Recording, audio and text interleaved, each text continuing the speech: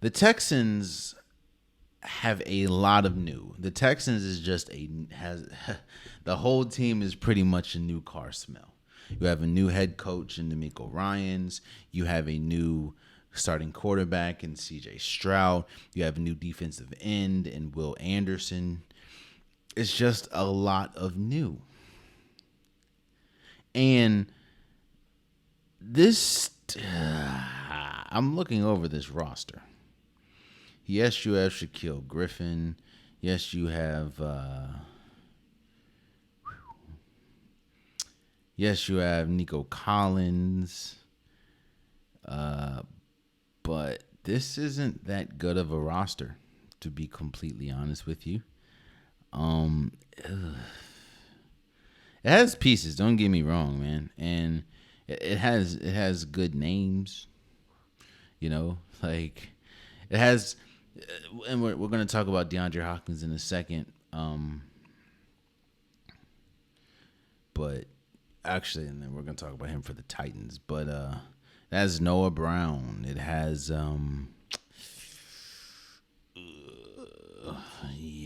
Damian Pierce is probably their best player outside of the defense.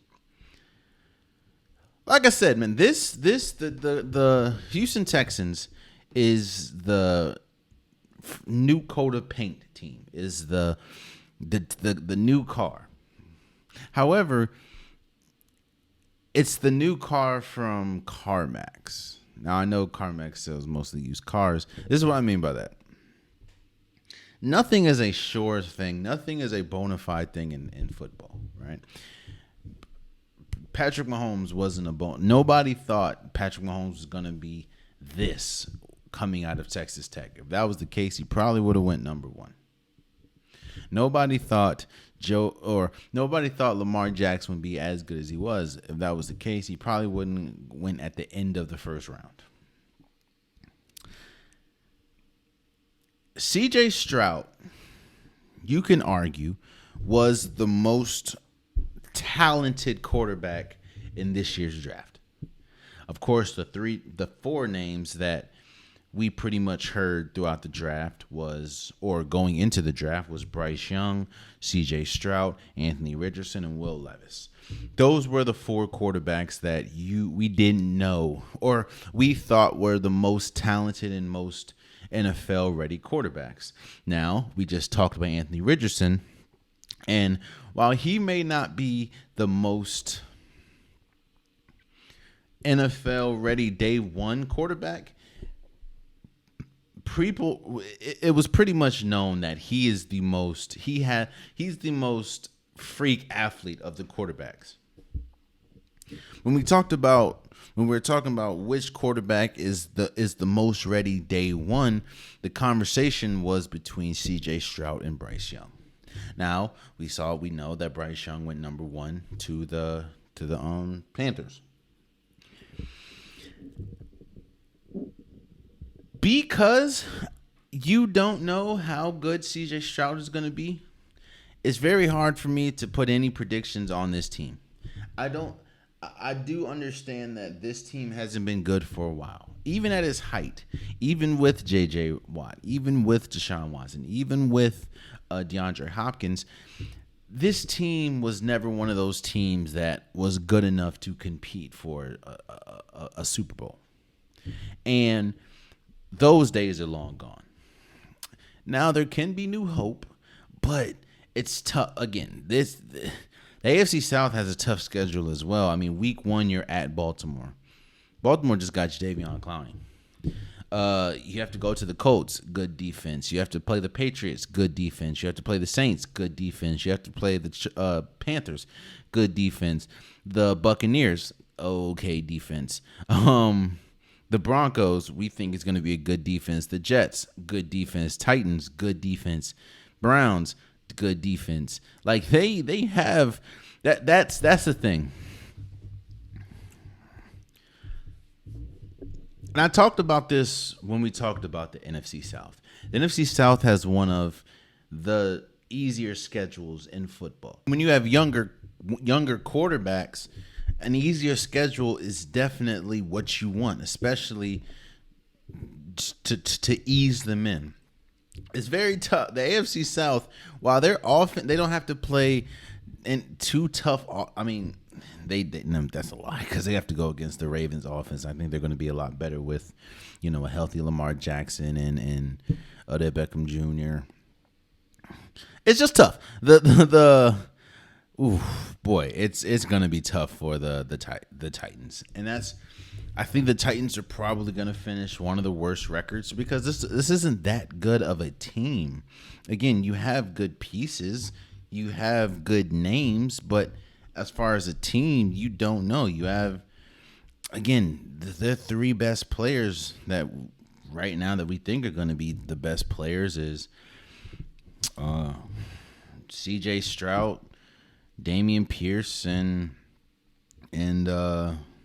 Will Anderson. They do have Stingley, right? Yeah, they have Derek Stingley, who was really good out of LSU. This would be his second year.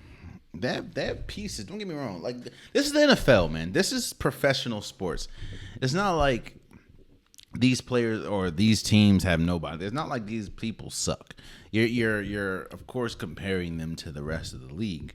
And yes, Derek Stingley is good. Will Anderson, we don't know yet, but we're projecting him to be pretty good. But outside of that, it's tough to, especially in the AFC. That's another thing that I didn't really talk about when we talked about the Jaguars and the Colts. The NFC is so much weaker, or is weaker than the NFC. Or let me say, the NFC is weaker than the AFC. Like that, there's no metric that you can show me to prove me wrong. Yes, you have the Eagles, good team. The 49ers, good team. Cowboys, we'll see, but good roster. Any given on the AFC and any given day or any given Sunday, you're playing a top tier team. Again, the Ravens, week 1, they made the playoffs last year without Lamar Jackson. The Colts, you have DeForest Buckner, you have Zaire Franklin, you have a good defense. The Jaguars, Trevor Lawrence. The Pittsburgh Steelers, you know about their defense. They also have Minka Fitzpatrick. They have TJ Watt. The Falcons, they have, well, maybe as a team they're not the best, but you still have Ritter. You have Bijan Robinson. You have Kyle Pitts. The Saints, we know Derek Carr, Michael Thomas, Alvin Kamara is going to be back. Like, Cincinnati Bengals, we know about them. What I'm saying is, and actually, let me just, Ravens, Colts, Jaguars, Steelers, Bengals, Broncos, Jets, Titans, Browns. Like, this is not the division that you can. There isn't really any layups. The layup. The only layup I really see is either week. It's pretty much week 11. That's the Cardinals. And when you have a rookie quarterback, when you have a young quarterback, you want as many layups as possible, and you only have one. Because again, you can argue week 8 with the Carolina Panthers, but their team in general is good. So I'm not here saying that they're going to be trash. Don't get me wrong. But I do think that they're going to be one of the lesser teams in the NFL, and that is the Houston Texans. I think that CJ Stroud's going to be good. I think that Anthony Richardson, they're going to be good as far as with years to come. I don't think that, and it's very unrealistic to expect a rookie quarterback to just be, especially in the AFC, to be a game changer year 1. Because the AFC is not a division to play with. I trust and believe. So, and again, I do see this Texans teams Texas this Houston Texans team, has cornerstones. They have players that you can see are the building blocks to a very positive future. Like I said, Derek Stingley, Will Anderson, Damian Pierce, of course CJ Stroud. Like they have players that you can see you can call or say are building blocks for a very productive future. But I don't know how that really what that really means for the present. Nico Collins could be good. But again, for the present, I don't know. Oh, and shouts out to John Michie. I know he was suffering or going through a lot of health stuff, and now he's cleared to play again. Shouts out to you, brother. I'm happy to see him on the field. So, but yeah, I don't have much faith in this Texans team. I think